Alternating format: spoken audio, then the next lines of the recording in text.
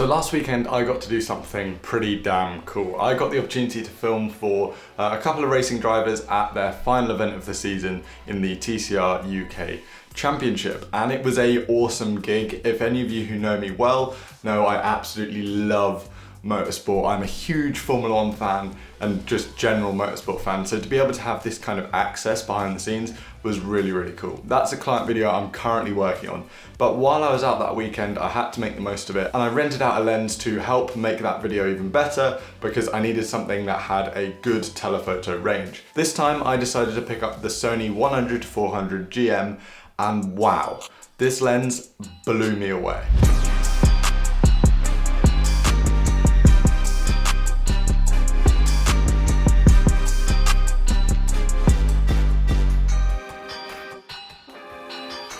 So those of you who regularly watch the channel would have seen that earlier this year I was actually in Monza for the Italian Grand Prix. And during that weekend I rented out a Sigma 150-600mm lens. And I had mixed opinions. It was a good lens, but I wasn't quite sure on some aspects of it. So I wasn't sure whether it would be the best one to rent again for this weekend. So I thought I'd try something different, and I tried the 100-400 from Sony, which I feel like now in hindsight is a very underrated lens. You see, when it comes to Sony telephoto lenses, most people would choose the 70-200. But when you're out on a racetrack, particularly at some of the UK ones, you can't get that close to the action, so 70-200 isn't necessarily enough range for getting those nice close-up shots while the cars are out on track. So the 100-400 range is perfect for this. It gives you that extra reach without going kind of too insane. So it's not quite the same range as that Sigma that I rented earlier in the year, only going up to 400. But if I'm honest, when I had that Sigma, I didn't use that extra 500-600mm that much. Because I rented this lens for a client gig, I mainly can only focus on the video aspect of things because I didn't really take any photos as I was only filming for them. After spending a few really full-on days at the racetrack, it gave me a really good idea of what this lens could do. So getting the standard stuff out of the way. First of all, the image quality that comes out of this lens is absolutely top-notch, and it's what you would expect from a Sony G Master lens. With telephoto lenses like this, you typically don't really have to worry about any sort of vignetting or distortion, as they are very tight lenses, so there's no issues with that. One of the other things that this lens deals really well with is flaring. I didn't notice any sort of significant flaring when I was out. I did shoot in a complete range of conditions from really early in the morning through to late afternoon, so we kind of got sunrise, sunset, and the whole middle of the day as well. So I didn't have any issues with kind of the sun glaring through. Other key features on this lens that you may have come to expect, but it's good to note out, is that it is very well weather sealed. I had some terrible conditions out when I was filming on the racetrack. It absolutely chucked it down on the Sunday, and this lens managed to put up. I did have to kind of like hide it under my coat. Of course, it was a rental lens, so I didn't want to like totally destroy it or risk breaking the lens, but it did get quite wet and it was absolutely fine. One thing that did really surprise me about this lens was the actual size and weight of it, and it wasn't actually as heavy as I expected. See, when I rented that Sigma 150-600mm lens, it really was a big and heavy lens, and after a few like minutes of shooting, basically, your arms were already tired, and holding it up at this height, which you're typically using at a racetrack, was very tiring. However, on this 100-400, I actually didn't use my tripod or monopod all weekend. I was really impressed with actually the size and kind of maneuverability of this lens, and was actually a really easy lens to use in that sense. This made it so much more enjoyable to use and much more usable. It meant that I didn't have to constantly set up a tripod at each different spot I went to around the track, which can be such a hassle, particularly when you're trying to run around and grab loads of shots. That was especially important on this gig because I didn't have a whole crew around me. It was just me filming, and I needed to get a wide variety of shots in a very short time period on track. So for me, that was one of the best features of this entire lens. One of the things that allowed me to take this lens handheld and not really use a tripod or some sort of gimbal was the optical steady shot stabilization. And this lens's stabilization was really, really impressive. And of all the features that this lens has, this was my absolute favorite. Again, comparing back to that Sigma 150-600mm,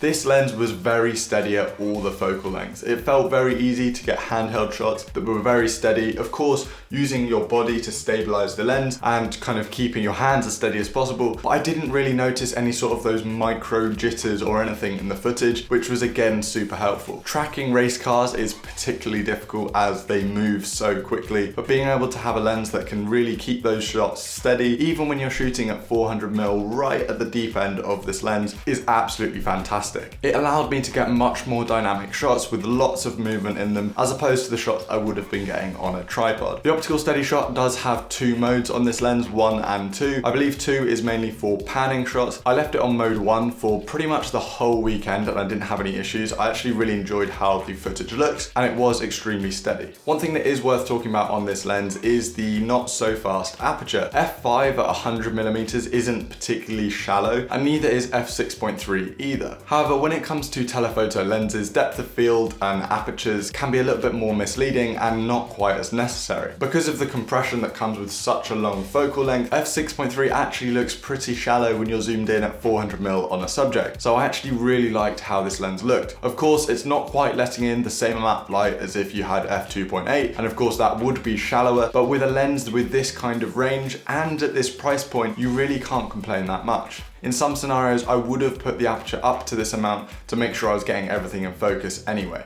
Because I was using this lens mainly for on-track action and not so much in the vlog style behind the scenes parts of the video, this slower aperture didn't really affect me at all. As we've come to expect from Sony G Master lenses, this autofocus system was very quick and completely silent. Not that I would have heard it over the sound of the engines as they drive past, but it was very, very quick and accurate, which made my life a breeze, and I was really happy with the results. The lens does come with a tripod collar should you wish to use it, and this tripod collar is very solid like we've seen on other lenses such as the 70-200. The lens also comes with a very good lens hood, which you could even use to stabilize your shots as another point of contact. This lens hood has a little hatch so you can adjust your filters, which is great because it is a very deep lens hood. This also helps reduce any sort of flaring and light coming into the lens at weird angles, and it's something that I'd recommend using on this lens at all times. It came in particularly handy, especially when it started raining, to keep water droplets off of the lens. One really cool thing about this lens is that you can adjust the tightness of the zoom ring using a kind of dial, another dial on the lens. And it has this kind of progressive scale where it's not just smooth or tight like I found on the Sigma. It just had a switch where you would just adjust the tightness. This one actually has some sort of like progressive scale using this dial. And this was particularly useful depending on if I needed to zoom in really quickly or I wanted something tighter that was more locked off. It's also worth noting that if you do adjust it all the way to smooth, the lens barrel would actually extend if you just held the lens out by itself. However, if you put it on tight, it's almost like it's locked in place. Having this adjustability allows you to customize your experience using this lens, and it allows you to adjust the lens's characteristics depending on what you're going to be shooting. This is something I found really, really useful and is a great feature on this lens. At 1,300 grams, this lens is not light, but it is lighter than a lot of its competition, and I honestly found that it wasn't a lens that tired me out after shooting with it for extended periods of time. Overall, this lens was an absolute joy to use and something that I really, really enjoyed, and one lens that I would massively recommend to motorsport videographers. It's incredibly sharp, has great autofocus, and features on the lens that are massively going to help you get the most out of any shoot that you're on. I'm excited to see whether this lens gets a refresh, much like the new 70-200. I'd expect this refresh to just make the lens even smaller, more compact, and even more versatile. But however, as the version stands, it's a fantastic lens, and for £1,500 secondhand, this lens is absolutely worth the money. And it's another lens I've added to my to-buy list for my motorsport videography stuff. But that's about it for today. I hope that you enjoyed it. I hope a little bit more of like a casual review might have been interesting. Let me know your thoughts, whether you prefer this kind of format and me like standing up and getting all animated, or the regular sit down stuff where I kind of rant on about loads of different things. Let me know what you preferred. Thank you so much for watching the video and all of your support. Make sure you hit the like button if you did enjoy this video, and subscribe if you want to see more videos just like this one. Thank you so much for watching, and I'll see you on Friday.